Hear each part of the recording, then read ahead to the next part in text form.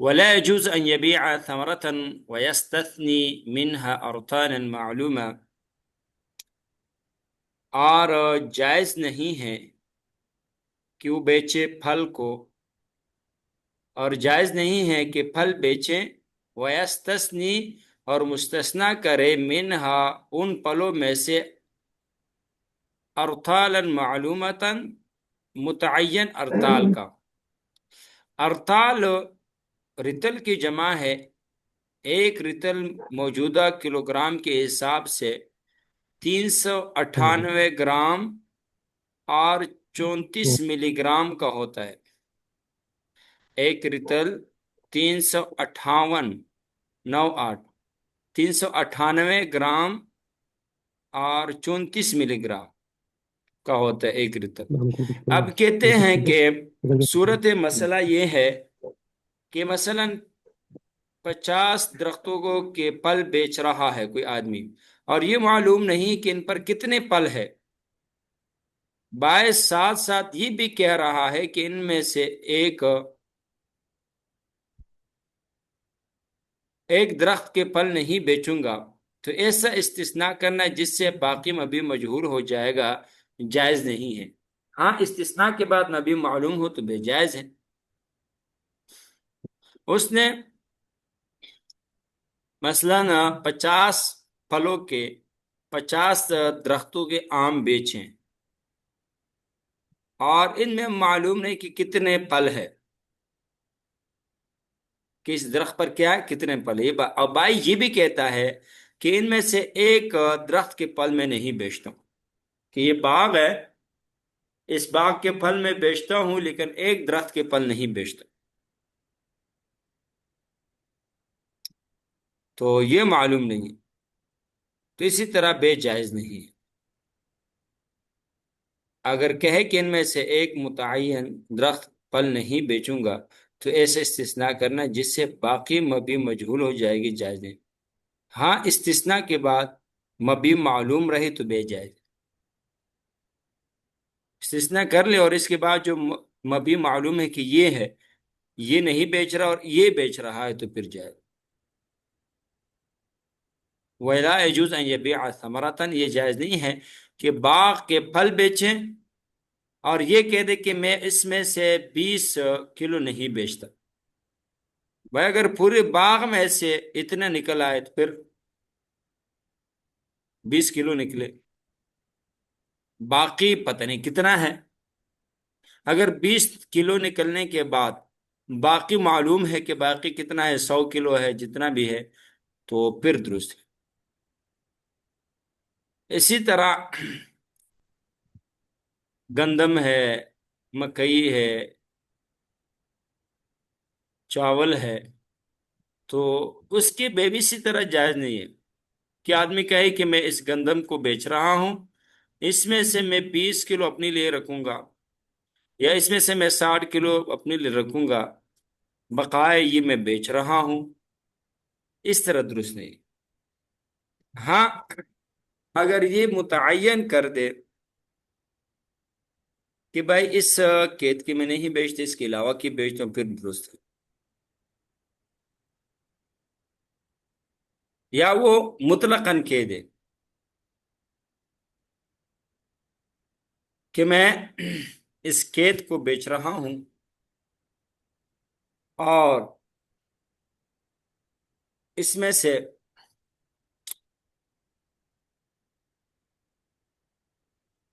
جو اجرت کے طور پر دیتے ہیں کٹائی والے کو،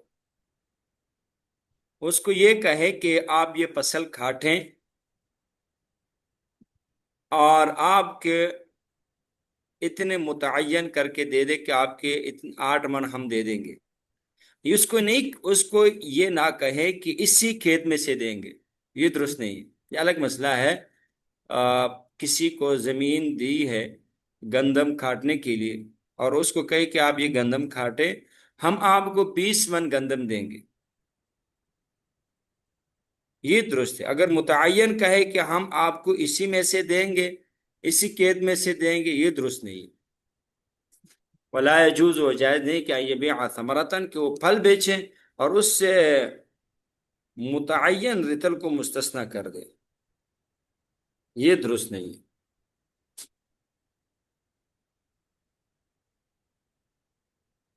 وَيَجُوزُ بَيْعُ الْحِنْطَةِ فِي سُنبُلِهَا، اور اسی طرح جائز ہے گندم کی بے ان کے بالیوں میں، ان کے خوشوں میں، والباقلی، اور لوبیا کی بے اس کے پلیوں میں،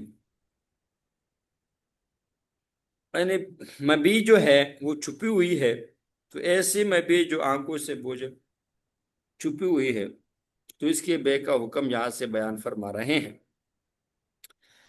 تو صورت مسئلہ گندم کا اس کے بالیوں میں اور لوبیوں کو اس کی چھلکے یعنی اس کی پلی میں بیچنا جائز ہے۔ ہر وہ دانہ جو چھلکے میں ہو اور بہت زیادہ چھپا ہوا نہ ہو، تھوڑا بہت چھپا ہوا ہو، تو عموماً بلوا کی وجہ سے اس چیز کو چھلکوں کے ساتھ بیچنے کی اجازت ہے۔ وَمَنْ بَاعَ دَارًا دَخَلَ فِي الْبَيْعِ مَفَاتِيحُ أَغْلَاقِهَا، اگر کسی نے گھر بیچا تو اس گھر میں کے بے میں اس کی چابیاں بھی داخل ہوں گی، تالوں کی چابیاں۔ جس نے مکان بیچا تو داخل ہوں گی بے میں اس کے تالوں کی چابیاں، تو وہ تالا جو دروازے کے ساتھ چپکا ہوتا ہے اور تالا دروازے کا جز ہو گیا، اور جز بغیر نام لیے بھی بے میں داخل ہوتا ہے، اس لیے گھر کے بے میں تالا داخل ہوگا، اور چابی تالے کا حصہ، اس لیے چابی بھی بے میں داخل ہوگی۔ ومن باع دارا دخل في البيع مفاتيح أغلاقها وأجرة الكيال وناقد الثمن على البائع، اور ناپنے اور سمن پرکھنے والے کی مزدوری بائع کی ذمہ ہے۔ وأجرة الكيال، کیال وہ شخص ہوتا ہے جو ناپنے کا پیشہ اختیار کرتا ہو، جیسے جگہ جگہ پہ یہ ترازو لگے ہوتے ہیں۔ ناقد جمع نقدہ، سمن درہم دنانیر کو پرکھنے والے کو، کھرا ہے یا کوٹا ہے اس کو کہتے ہیں ناقد۔ وزان گندم وغیرہ تولنے والا، تو بائع کی اجرت، بائع کی ذمہ داری ہے کہ وہ کیل مبی کو کیل کر کے مشتری کے حوالے کرے، اس لیے بائع کو ہی کیل کرنا ہوگا، چیز تول کے دے دے یا وہ ناپ کے دے دے، تو کیل کرنے والے کی اجرت بھی بائع پر ہی ہوگی، کیونکہ اس کے لیے کیل کیا ہوا اسی طرح سمن کو پرکھوانے کی ضرورت پڑے گی، تو بائع تجربہ کار آدمی کو بلا کر لائے گا کہ میرا سمن دیکھ کر کھرا ہے یا کوٹا۔ تو بائع کے لیے سمن کے کھرے یا کوٹے ہونے کو پرکھنا، اس لیے سمن پرکھنے کی اجرت بائع پر ہے۔ سمن چونکہ خریدار کو ادا کرتا ہے، اس لیے وہ سمن کو وزن کروائے گا، لہذا وزن کرنے والے کی اجرت اسی کو دینی ہوگی جس کے لیے کام کیا، یعنی سمن کی اجرت مشتری پر ہوگی۔ اور ناقد السمن، سمک کے جو قیمت کو پرکھنے والا ہے، نیا ہے، پرانا ہے، کرا ہے، کھوٹا ہے، اس کی اجرت بائع پر ہے۔ اجرت وزان السمن، سمن کی جو تولنے کی وزن ہے سونا چاندی کی، یہ مشتری پر، یہ مشتری نے دینا ہوتا ہے۔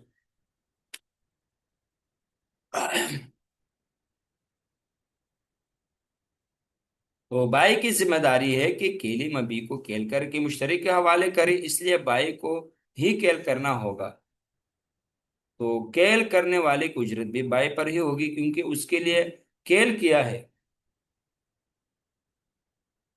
اسی طرح سمن کو پرکھنے کی ضرورت پڑے گی تو بائع تجربہ کار آدمی کو بلائے گا کہ میرا سمن دیکھ، کھرا ہے یا کھوٹا، تو سمن کے پرکھنے کی اجرت بائع پر ہے، تولنے کی اجرت مشتری پر ہے۔ ومن باع سلعة بثمن قيل للمشتری، جس نے بیچا سامان کے بدلے میں سامان کو، جس کو بیع مقایضہ کہتے ہیں، تو مشتری کو کہیں گے کہ پہلے سمن دے دو، ادفع الثمن اولا فاذا دفع قیل للبائع، جب مشتری نے سمن دے دیا، بائع کو کہا جائے گا سلم المبیع، مبی دے دو بھائی۔ مشتری پہلے سمن دے گا، قیمت دے گا، درہم دینار ہے پیسے، اس کے بعد بائع وہ مبی دے گا چیز۔ ومن باع سلعة بالثمن، سامان کو بیچنا سمن کے بدلے میں، اور آگے ومن باع سلعة بالسلعة، سامان کے بدلے میں سامان، یہ بے مقایضہ ہے۔ پہلے والے تو بے مطلق ہے، سمن کے بدلے میں سامان کے بدلے میں سمن ہے، بے نقد، بے مطلق، اور سامان کے بدلے میں سامان بے مقایضہ ہے، اور سمن کے بدلے میں سمن یہ بے صرف ہے۔ ومن باع، جس نے بیچا سلعتن بسلعت، سامان کے بدلے میں سامان یا سمن کے بدلے میں سمن، قیل لہما، پھر دونوں سے کہا جائے گا سلما معا، ایک ساتھ اس کو سپرد کرو۔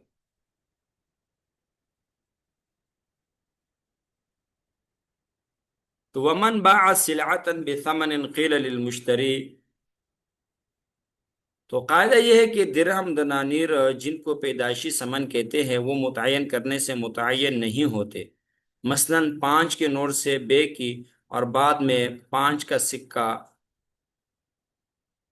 دے دیا تو بے درست رہے گی۔ 5 کے نوٹ سے بے کی اور بعد میں 5 کا سکہ دے دیا تو بے درست رہے گی، کیونکہ 5 کے نوٹ اور 5 سکے دونوں کی مالیت برابر ہے، البتہ قبضہ کرنے کے بعد متعین ہوتے ہیں۔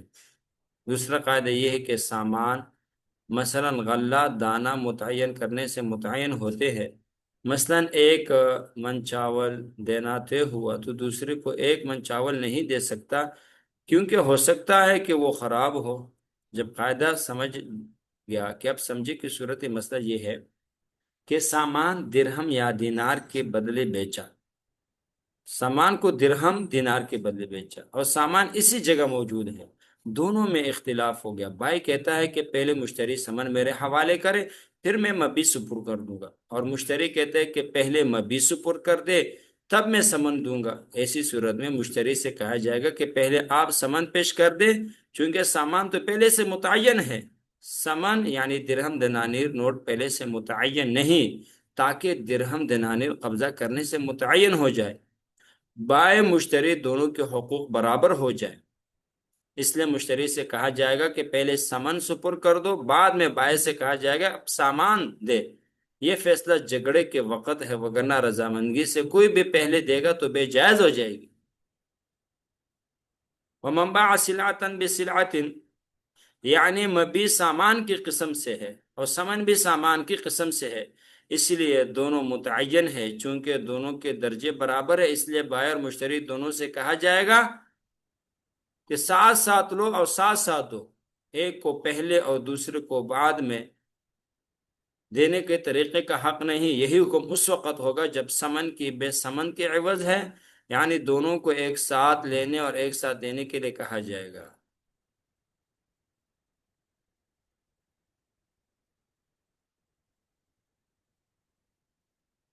وآخر دعوانا الحمد للہ رب العالمین وما علینا۔ استاد جی جی